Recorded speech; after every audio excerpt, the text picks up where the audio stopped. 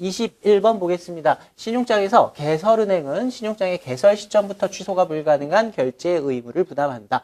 자, 신용장은 취소불능이라고 했습니다. 자, 취소불능인데 취소불능이라는 말은 개설은행이 신용장을 개설하고 나서 나중에 자의로 혼자서 신용장을 취소하거나 조건을 바꾸거나 이렇게 할 수 없다라는 얘기라고 했습니다.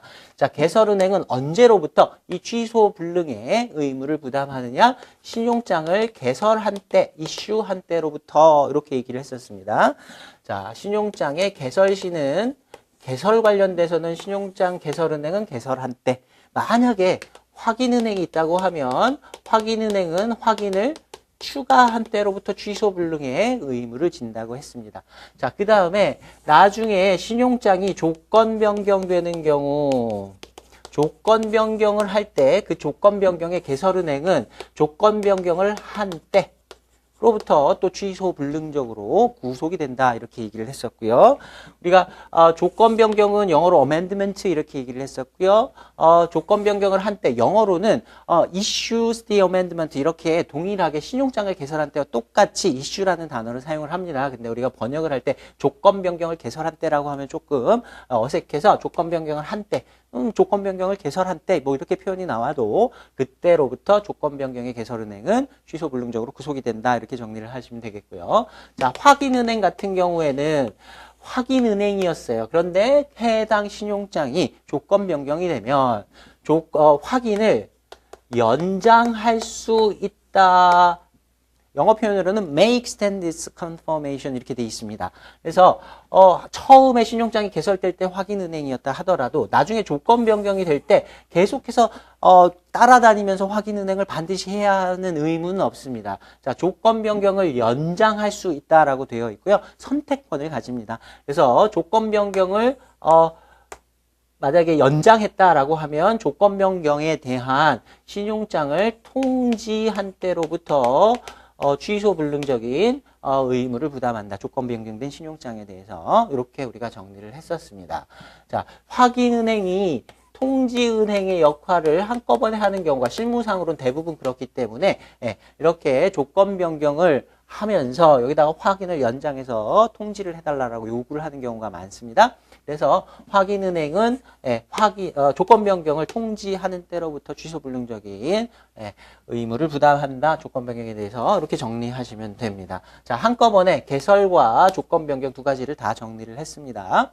자, 22번 보겠습니다. 확인은행은 개설은행의 확인 요청에 대해서 반드시 응해야 된다. 자, 반드시라는 말이 들어가면 다 틀렸다고 보시면 됩니다.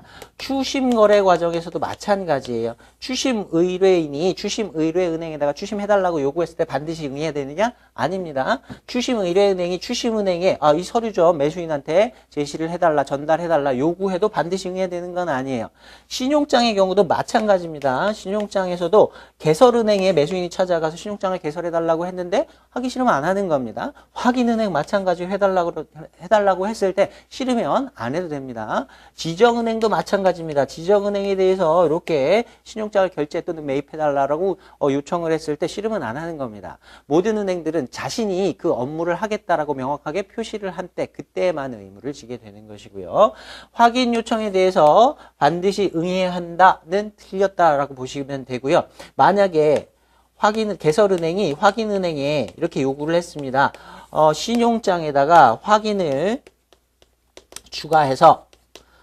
추가한 신용장을 또 통지까지 해달라 이렇게 부탁하는 경우가 대부분입니다. 통지은행 따로 확인은행 따로 이렇게 가는 거 번거롭기 때문에 한꺼번에 합니다. 이런 경우에 확인을 추가하기 싫다라고 하면 통지만 해도 된다 이런 규정을 가지고 있습니다. 물론 통지 시에는 확인은행은 내가 확인을 하지 않겠다 거절하는 경우에는 그 앞에 자기에게 부탁한 은행에게 이를 반드시 알려야 합니다. 추심도 마찬가지 신용장도 마찬가지 할 의무는 없지만 하기 싫으면 자신에게 그러한 업무를 의뢰한 은행에 이를 알려주어야 합니다. 자, 그 다음에 23번 보겠습니다. 자, 매입 신용장은 일람불 신용장으로만 사용이 가능하다 이렇게 얘기를 하면 틀렸지요. 우리가 신용장에서 결제 언어라고 얘기했을 때 일람지급, 연지급, 인수 요 세 가지를 언어라고 했었고요. 신용장의 종류가 일람지급 신용장, 은지급 신용장, 인수신용장 세 개가 있는 겁니다. 자, 요렇게 발행된 신용장을 매입할 수 있도록 추가적인 조건을 부여한 것, 이걸 매입신용장이라고 보시면 되니까 일람불만 하는 것이 아니라 연지급에 대해서도 인수에 대해서도 다 매입을 할 수가 있다, 이렇게 보셔야 되겠죠. 자, 환엄이 매입될 것을 예상하고 매입신용장의 경우에는 환엄이 발행되면 그 환엄을 매입은행이 매입할 걸 당연히 예상을 하고 있죠. 그래서 환엄 발행인뿐만 아니라 환엄의 배서인, 발행인은 매도인인 수익자가 되겠죠. 그 다음에 배서인은 환엄을 넘겨주는 사람이기 때문에 이것도 역시 발행인. 여러 번 넘겨주면 그 당사자들, 넘겨주는 당사자가 될 겁니다. 여기다가 추가해서 피배서인까지 써두시면 좋겠습니다. 피배서인. 이렇게 환엄을 넘겨받는 당사자, 배서를 받는다 해서 피배서인이 됩니다. 이후에 배서에서 넘기지 않았다라고 하면 이 피배서인이 최종적인 그 환엄의 수취인, 패이의 자격, 돈 받을 자격 갖는 자가 되겠죠. 그 다음에 선의의 소지인, 환엄을 어디 가서 주워온 게 아니라, 어디 가서 뺏어온 게 아니라 이러한 절차를 통해서 환엄의 정상적인 매입을 통해 가지고 수취인이 된 당사자를 우리가 선의의 소지인이라고 합니다. 매입 신용장의 경우에는 매입은행이 이러한 당사자가 되겠죠. 피배서인이면서 선의의 소지인이 되겠죠. 개설은행이 지급을 확대해서 확약하는 문구를 추가로 적어 놓은 신용장이 매입신용장이다, 이렇게 보시면 되겠습니다. 자, 일반적으로 매입이 안 되는 신용장은 지급, 여지급, 인수하는 은행이 신용장에 개설은행에다가 대금 지급을 요구하게 될 텐데요.